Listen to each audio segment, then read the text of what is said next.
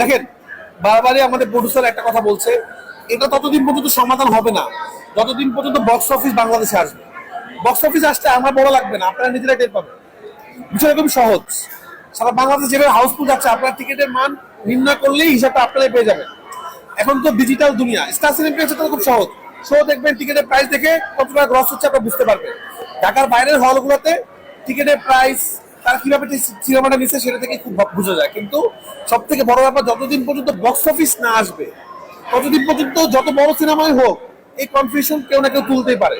কারণ এটা তো ওইভাবে সফটওয়্যারে দেখা যায় না। তো আমরাও তো দাবি জানাচ্ছি বক্স অফিসটা যেন সামনে শুরু হয়ে যায়। তাহলে আসলে আমার বলতে হবে না, আপনি বলবেন যে এত টাকা ব্যবসা হচ্ছে, এত টাকা ব্যবসা হচ্ছে, যেটা পৃথিবীতে বলে আসলে।